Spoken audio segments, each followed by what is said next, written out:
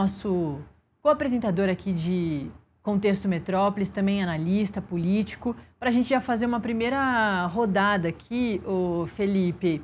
A Marília trouxe esses pontos importantes do discurso do Jorge Messias e como a gente já tinha falado mais cedo no Acorda Metrópolis, ele fez um discurso bastante focado nas questões ali mais religiosas ou que tem uma aderência maior com os conservadores, com os evangélicos. Como, por exemplo, ali soltou a frase mais para o final do sou totalmente contra o aborto, fazendo diversas sinalizações para quem pode apoiá-lo e dar votos e ajudá-lo a ser o novo ministro do STF. Muito bom dia. Bom dia mais uma vez, Nath, bom dia aos telespectadores.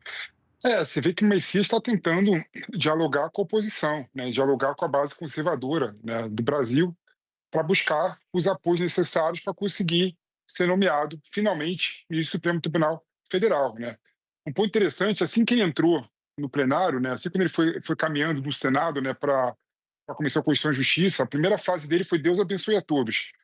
E na manifestação dele inicial, né, que o Otto Alencar, presidente da Comissão de Constituição e Justiça, passou a palavra para ele, na primeira manifestação dele, ele a todo momento disse alguns pontos interessantes, né, que mostram uma certa preocupação em falar que ele é cristão, que ele é evangélico, falar que o tema do aborto, que é um tema muito caro, né, para as pessoas conservadoras, ele não vai votar caso o processo chegue no Supremo Tribunal Federal, ele não vai votar favorável ao aborto, pelo contrário, ele falou que não vai ter nenhum tipo de ativismo judicial em relação ao tema aborto na jurisdição dele. Ou seja, ele está claramente, né, buscando, né, e acenando para a base conservadora e para a base, é bom lembrar, né, do evangélico do Senado Federal, que está apoiando o Messias. Né.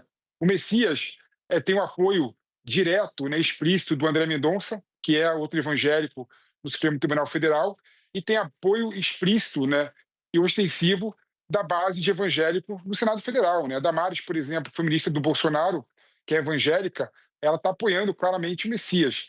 Então, o Messias, na sua primeira manifestação na sabatina, claramente aponta, né, que é uma pessoa cristã e conservadora. Né? Ou seja, ele tá dialogando diretamente com a base conservadora e com a posição no Senado Federal em busca desses.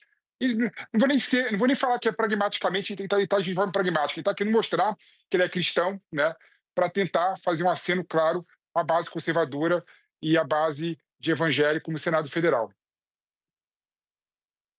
A gente tem uma arte aqui sobre essas indicações do presidente Lula ao Supremo Tribunal Federal, já que o Messias é uma delas, né? Inclusive, tendo em vista aí para o próximo presidente, já que o presidente Lula vem se colocando como pré-candidato, também pode sobrar para ele mais uma indicação muito em breve com a aposentadoria da ministra Carmen Lúcia. Mas os que já foram, né? Esse é o histórico do presidente Lula ao STF. A gente tem o César Peluso, em 2003, na CCJ, recebeu 19 sims e 2 abstenções. No plenário, 57 senadores aprovaram o nome de César Peluso, 3 nãos e 1 abstenção. Aires Brito, em 2003, também aí com 20 senadores aprovando, 1 abstenção. E no plenário, 65 com 3 nãos e 2 abstenções. Joaquim Barbosa, em 2003, 21 sims, nenhum não, e no plenário 66 sims. Mais cedo, Felipe, a gente já tinha trazido também uma arte bastante interessante sobre o número de horas de cada sabatina, não só das indicações do presidente Lula, mas das indicações aí dos últimos ministros que entraram lá no Supremo.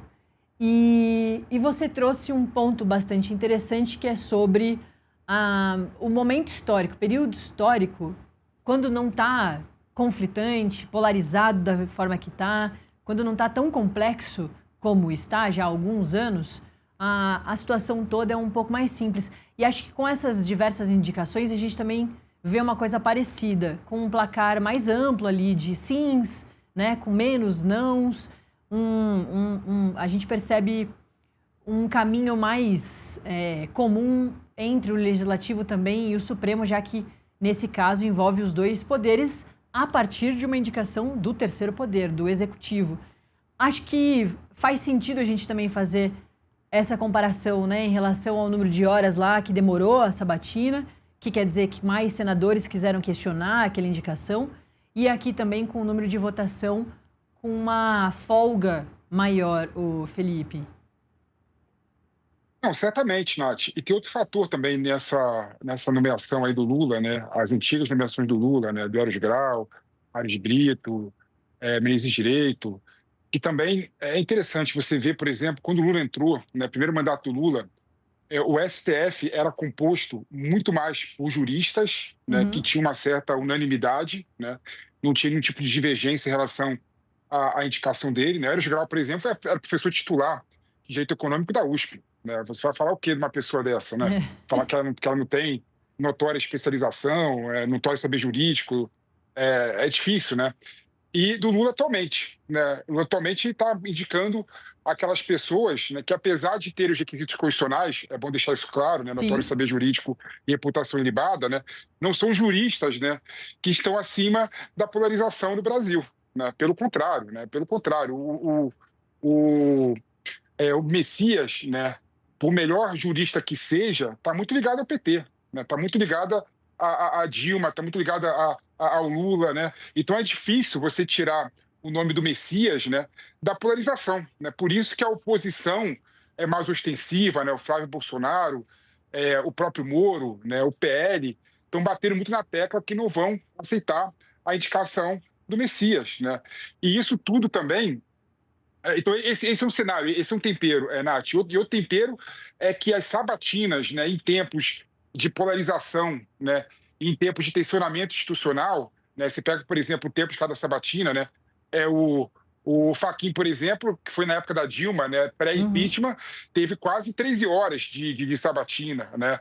O Flávio Dino teve uma sabatina muito longa também, né. Ou seja, relacionamento tá diretamente ligado a quantidade de horas de uma sabatina ao tensionamento certamente institucional naquele momento, né? Mas é bom lembrar também que o Lula, no primeiro mandato, segundo mandato, escolhia muito mais ministro do STF que estava acima da polarização e eram juristas de fato do que o Lula agora, que está muito mais sendo utilitário, né, e pragmático em relação à escolha do Supremo Tribunal Federal.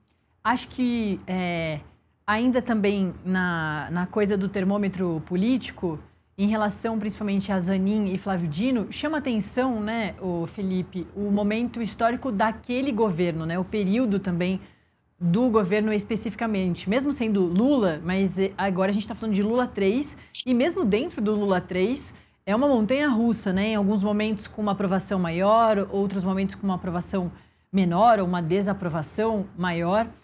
Lá, Zanin e Flávio Dino foram indicações de 2023. Era um outro momento, bem diferente do que a gente vive agora, né? 2023, primeiro ano ali do terceiro governo do presidente Lula. O Zanin é uma figura muito ligada ao presidente Lula, já que foi o advogado do presidente Lula em todo o processo dele, que o prendeu, depois conseguiu sair da cadeia e se tornar presidente. Dessas curiosidades da democracia brasileira, porque agora a gente vive a situação com o opositor dele lá de 2018 preso, que é o ex-presidente Jair Bolsonaro. Enfim, mas o Cristiano Zanin era o advogado do presidente Lula.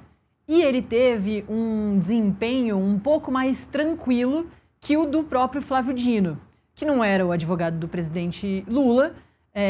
Tem uma circulação muito boa, ele é conhecido, né, por ser uma figura muito carismática, consegue conversar com todo mundo, tinha um histórico jurídico bastante importante e, mesmo assim, a sabatina dele foi mais longa e ele teve um placar mais apertado. Eu queria que a gente, inclusive, voltasse para aquele também do placar, porque acho que dá para a gente fazer esse recorte para mostrar para a audiência o quanto também a política brasileira é complexa, né? A gente tenta aqui fazer alguns levantamentos, mas é muito complexo, porque o Cristiano Zanin era uma pessoa ainda mais ligada ao presidente Lula.